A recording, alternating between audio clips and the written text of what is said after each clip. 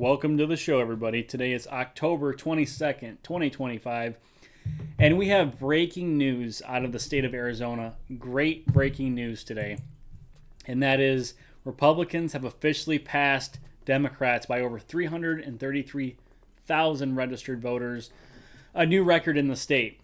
So, as of October 2025, Republicans have 1.6 million registered voters, Democrats have 1.2, and other or independents have 1.6. So this is terrific news. Arizona is one of the 7 main battleground states. It was won by Trump by 5.5% in 2024, the biggest margin of victory for any swing state. So the fact that we just keep gaining momentum, gaining voters out of the state is just terrific news for not only for next year, 2026, but also 2028 and beyond.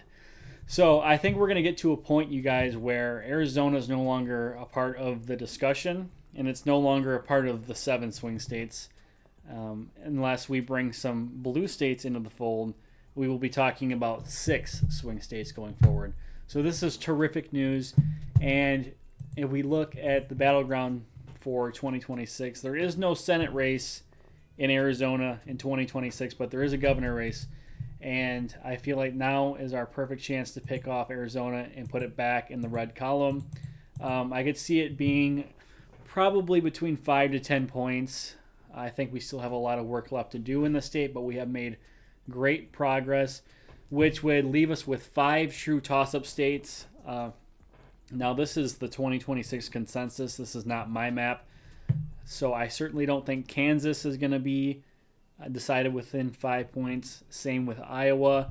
And I would have to look more into these races up here in New England because I have not done enough research on them to tell. But my home state of Wisconsin is going to be a nail biter for sure.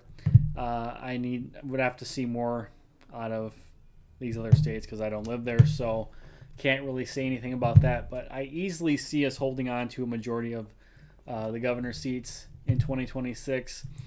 And then this comes right from the Arizona Secretary of State's website, so it's 100% legit.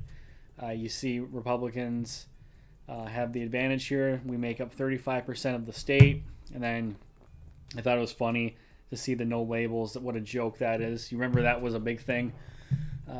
Like at the beginning of 2024 when they were talking about Joe Manchin running as the no labels. What a joke that was. And you guys, good news, of course, on for the midterms for the generic ballot. At this same point in 2017, around the same point, the Democrats had about a 9-point advantage, and that pretty much held steady all the way up until the actual midterm elections. So, which they won 53% of the national popular vote. Republicans won 44%. And if we look at the generic ballot now on our CP, their advantage is only 2 points. And we all know that the polling always underestimates Republicans nationally. So if they're only at 2 points, I imagine this is probably tied. And in that case, the tie goes to the runner, so the tie would go to the Republicans.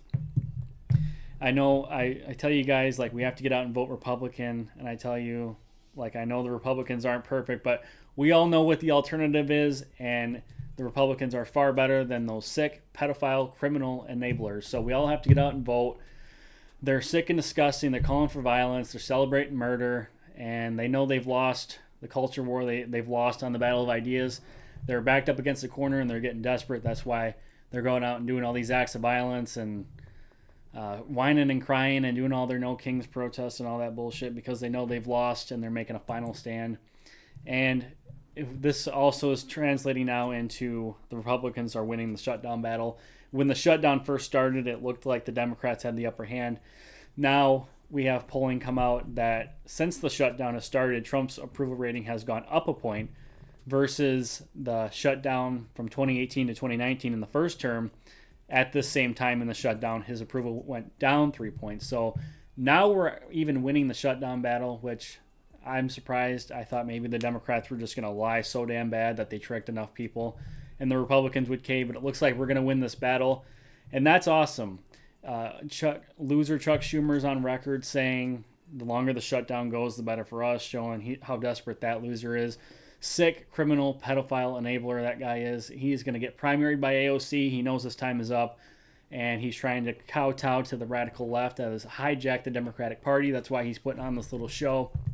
And then we go over to Trump's overall approval rating, 45. That's pretty good for modern day presidents. You go all the way back to Obama, they're usually always in the low 40s. So breaking into the mid 40s is great. I want to keep seeing this go up, and I'm sure it will. With everything that we're doing, with the crime, shutting down the crime with the National Guard, and getting the peace deal in the Middle East, it's just fantastic, unbelievable.